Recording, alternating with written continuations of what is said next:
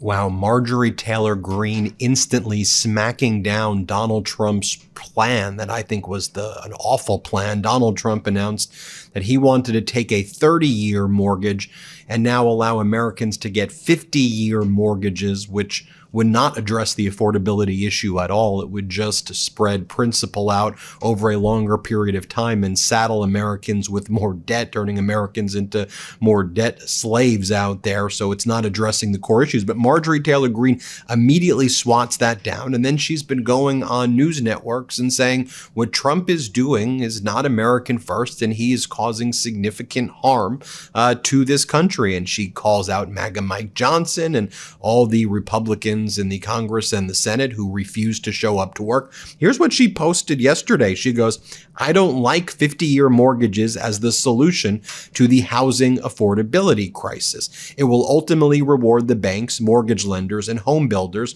while people pay more in interest over time and die before they ever pay off their home." Pause there. That's an accurate statement of facts. You know, it's coming from her. That's true. Then she says, "In debt forever, in debt for life." That's true. She goes on to say, "Instead, stop companies and asset managers by buying up single-family homes, which has driven the price of homes and forced home buyers to compete with corporations that turn thousands of homes into permanent rental homes." Pause there. She's right. And how can we address this on a bipartisan basis? Ban that behavior from corporations. And then we could really address the affordability issues with housing. She goes on to say, "Let people with a good rent history qualify for mortgages." I agree with that. And she goes, "Pass my bill, no capital gains taxes on the sale of your primary home.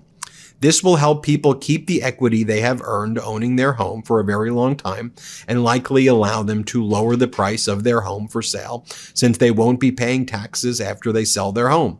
It really will help seniors sell their houses and keep their equity, which also in turn gives them money they need, and that gets put back into the economy." And that's an interesting proposal. And you can imagine the parties in normal periods of time speaking with each other and saying, okay, no capital gains on the primary residence. At how many years do you need to keep that primary residence before that benefit kicks in? You do studies and analyses, and then you maybe implement a policy like that. Like, I don't think anything she's saying there is incorrect or inflammatory. And I think a lot of the issues that she raises there, it's also why MAGA is turning against Trump right now. I do want to say this, though. I'm going to show you some other clips of Marjorie Taylor Greene turning against Trump and MAGA. But let me share this with you first, because this is AOC's perspective. She goes, "Let me give you tea for you and explain what really went down here." She said, "Marjorie Taylor Greene asked for Donald Trump's endorsement to run for the Senate in Georgia. Trump refused to give it to her, and then this all started." Here's what AOC says. Judge for yourself, though. Here, play this clip. Here's some tea for you. MTG, people are like, oh my God, she's saying all of these things. Like, what's gotten into her lately? Oh, like she's bucking against Trump. She's bucking against the administration. Marjorie Taylor Greene wanted to run for Senate in Georgia. She wanted to run for Senate earlier this year in the state of Georgia. She wanted to be the Republican nominee for Senate. So she was gearing up for that statewide race, and Trump told her no. Trump said no. And the White House and Trump land shut down Marjorie Taylor Greene's personal ambitions to run for Senate. And she has been on a revenge tour ever since. So then Marjorie Taylor Greene's been making appearances lately, and again, she says it is the worst possible political move and just decision in general that MAGA Mike Johnson and the Republicans in the House refused to show up to work, and MAGA Mike has ordered that everybody no longer work, yet alone even negotiate with Democrats. What are we? In the past 120 days, there's been like 12 days of work based on MAGA Mike's schedule. That's horrific. Here's what Marjorie Taylor Greene has to say about that. Let's play this clip. And so I think it's absolutely the worst move, and it's the worst political move to have the House in recess and for us to not be here working. Do you believe right now, as we talk about, the situation that's taking place here with the shutdown, do you believe that Republicans as a party right now are unified? Are Republicans fractured? Somewhere in between? What are your thoughts? Well, it seems like Republicans in Washington, D.C. may be unified, but I don't think they are across the country. I think there's a lot of disenfranchised 2024 voters. And I think that was clearly obvious in Tuesday's election. Now, there's pushback against me saying, well, we knew Virginia and New Jersey and New York would go Democrat. And of course, that's true. I said the same thing, but I'm from Georgia, and we lost 2 statewide public service commission seats, and we lost them heavily. Democrats won those seats at 60%. Republicans only got 40%. There's other races in Pennsylvania and Mississippi proving the same thing, that voters are not happy. But really, I'll push everyone to pay attention to the true financial hardship that Americans are facing right now. And this is very much affecting my children's generation, who are 22, 26, and 28. And that generation is looking towards the future with very little hope.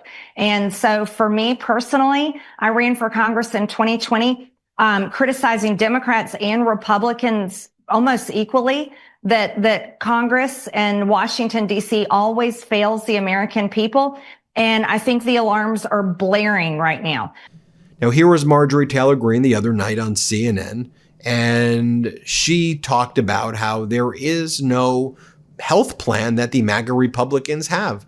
And you'll recall yesterday, Donald Trump said that we need to, take the money that was going for the ACA subsidies and just get rid of insurance companies and give the money directly to the people.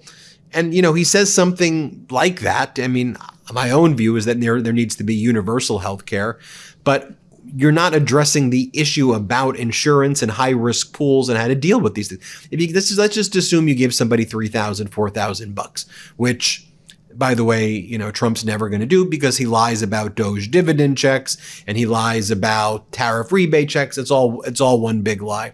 But what happens when there's why you need insurance? If there's a very serious health incident that requires hundreds of thousands of dollars, your $3,000 isn't going to deal with it, and you're going to go medically bankrupt. Just here's what Marjorie Taylor Greene said. Yeah. He told us when we had him on the show a few weeks ago that if the government reopened tomorrow, and this was 2 weeks ago probably, that Republicans would have a health care plan.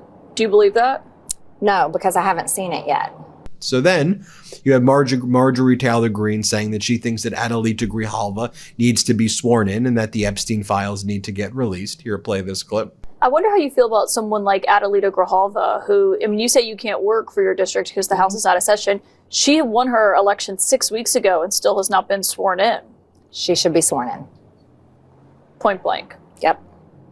Congresswoman Marjorie Taylor Greene, thank you for your time tonight. Yeah, thank you, Kate. Really appreciate it. But when I show you those Marjorie Taylor Greene clips, the way I showed you what AOC saying this is really about, I think it's also important that I show you what Jasmine Crockett says that this is all about. And she says that Marjorie Taylor Greene voted for this. Point blank. She said, this is what you voted for, Marjorie. I understand you're out here acting like a new Marjorie Taylor Greene now, but Jasmine Crockett says, let's remember that it's because of you that we are here. Can you acknowledge that? Because these are your plans and policies, and now you're saying you're against it, but this is what you and Trump stood for. Here, play this clip. Yeah, hell may have frozen over because we are agreeing more than we're not. But I will tell you that while there is a new Marjorie, as some people have said, I do want to give people an opportunity to do their research. And the reality is that the big ugly bill, it only passed with 1 vote. And if one more Republican would have defected, which we had maybe 2 Republicans that defected, if we would have just had 1 more, then we would not be talking about higher insurance premiums. Marjorie Taylor Greene voted for this.